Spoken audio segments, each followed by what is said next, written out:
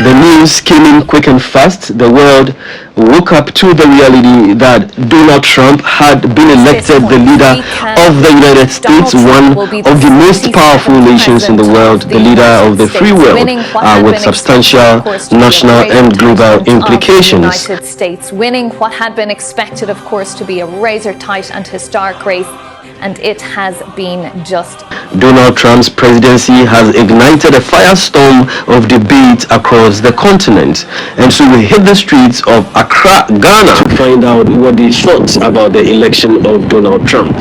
So, for me, Trump ultimately winning after the Democrats have changed to bring in Kamala Harris as a last-minute intervention, for me, they didn't come much as a surprise, given the kinds of messages the two candidates were campaigning. If you look at Donald Trump and his policies, he's very nationalist in his outlook. So anything that helps the American people, that is his focus, priority. So about the economy, for instance, you would realize that when Trump was president, one of the things he did was to work with the Fed, and then the federal rate was increased. What that did was he made American investments more lucrative. So a lot more people disinvested from other economies to invest in America. Again, with better investments coming or more investments coming into America, what that means is the Americans are going to thrive. So once you're doing good business, the value of whatever earnings is much better because inflation is going to be lower. So the people who are in America are likely to benefit from this. But when you flip it, because people will be interested in American instruments, they are going to be disinvesting from the rest of the world. And as we did experience during this first term, we are likely to suffer from certain inflation and also exchange rate pressures. Because once they are disinvesting, they will be selling off their cedi denominated instruments to buy dollars to go and invest in the US. This is likely to result in some pressures on the cedi. And once we are having pressures on the cedi, again, the foreign exchange impact when it comes to inflation domestically is also going to be playing out. So here in Ghana, here in Africa, we are likely to be having a hit on the side of the economy while the Americans benefit. Opinions are divided. On one hand, some believe Trump's stance on immigration is a good idea, citing the need for people to obey laws, people to follow the rules, the need for stricter border control, and the potential economic benefits of reducing illegal immigration according to their viewpoints. We know that Trump is someone who believes in America first. So he's someone who always put his country first, and I think that's not bad exactly. But when we talk about him winning and its impact on immigration, yes, he's someone who has always complained about the border issue. And the border issue was one of his main campaign policies, and I think that was one of the reasons most of the Americans voted for him. So with me, I think it's not a big deal. Although it's going to affect African in terms of immigration, trade, and climate. Okay, so Trump is also someone who doesn't believe in this climate change issue. He believes like it's just a story like they are telling him. So yes, Trump being in power is going to affect Africa a lot. When it comes to trade, when it comes to immigration, and when it comes to climate. But also, it's a time for Africans to, believe in themselves and try to do what they can do. Because we depend on America a lot. So Trump has come to be a reason for us to, try to find what we can do best. Because we're not going to get enough aid. And one of the aspects, Africans are also afraid Trump is going to, maybe go against is we have African growth opportunity Act, yes. So that one is also going to be affected for those South African countries like Ghana and some of the countries that can, have duty free in the US. All these are going to be affected. But also, it's a time for Africans to, believe in itself. Also, we need to put ourselves first, as Trump is, trying to Yeah, put America. I feel like Donald Trump is a transparent man, and then that's what a leader is supposed to be. And about the deportation, I feel like they need to go through processes before they get their documents, right? And then some people they pass through this Nicaragua, Guatemala thing, and then they are there. They have it in mind that we want to hustle and get the money and then go back home. They don't want to. I don't know what they want to do, but how can you have this kind of mindset? So for me personally, I feel like it will be a good thing. No hate, though, no hate. It's not like I'm hating on anybody, but personally, I feel like he needs to do that. He's too transparent that he can't even filter some words. But I feel like sometimes it's natural.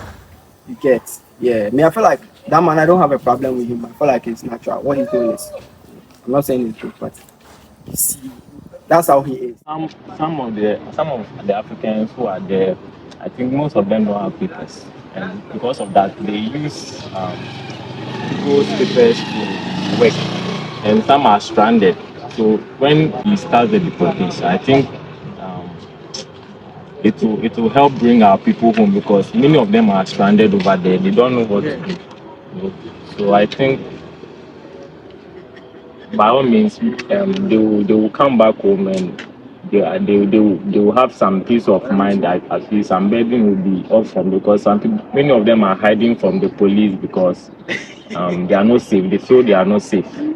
Wouldn't you rather be here to feel comfortable than you be in someone's country and feeling stressed, like you don't know what to do because you don't even have the papers to work with. On the other hand, others think it will bring a whole lot of retrogression to Africa, arguing that it would lead to disruption in families and undermine the continent's economic growth.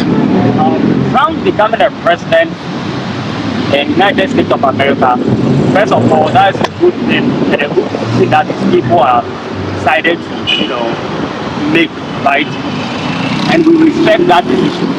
But what I have to say concerning him becoming a president, it being a negative effect over Africa, is that he made mention of if he becomes a president, he will deport those that are from other nation countries, he deport them back to their nation or their countries, right?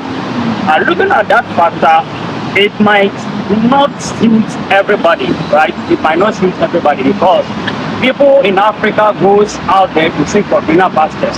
And looking at the state of Africa now, and then comparing the job out there and the job in Africa here, I think there's a vast difference, right? So one would like, be served on that silver platter by going there to seek for greener pastures, which will help one way or the other. I'm not saying that there are not jobs in Africa, but comparing Europe and then Africa in terms of job, right, I think my brother, if they left us immediately, I think I would go there. But some say that we deport them, I think that's going to have major effect over the people of Africa who is trying to go out there to find a greener pasture. Me being a man of God here in the first place, Bible says that we should give respect to those that are on authority. The fact that he's a leader, you get it, we cannot rise against him or fight authority.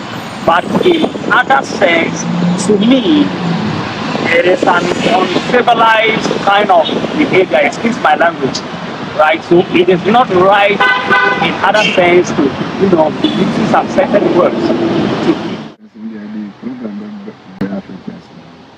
because of one citizen of that panel. Now I saw the ban is also almost so much about the society. And December, never. The beer best son, being very bassa, and then Yama. And this I did as a program person of Africa. And they say, oh, we moment that national anthem. This area, one or two presidents of Bagasa, Omu here campaign, Omu here. But Trump there. And then he campaigned on Japan. But what do some experts think? We spoke to Dr. Paul Hezwa, a lecturer at the University of Media, Art and Communication Institute of Journalism, to get his take on the implications of Trump's presidency in Africa. Is concerned, Donald Trump is not good news for Africa. Yes, in the sense that he's been president before. I mean, he was in charge of the White House in 2016 to 2020, and we all know his rhetoric and what he stood for.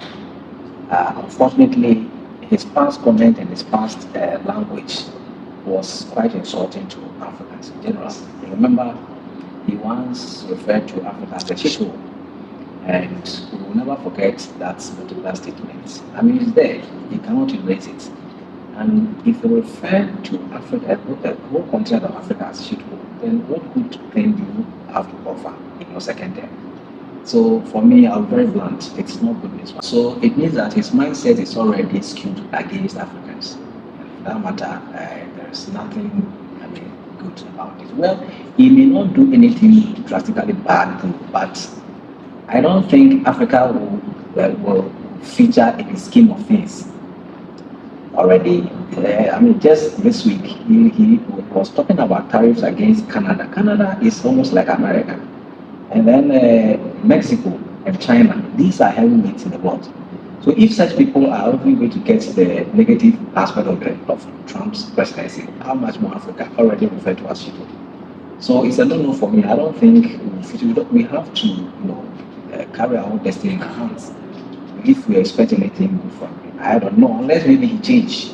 But I don't see him maybe giving us strong economy or backing us with. As the world watches Trump's next move, Africans are left wondering what the future holds. One thing is clear: the impact of Trump's presidency will be felt far beyond America's borders, and Africa will be watching closely. H.A.C. Kanku reporting.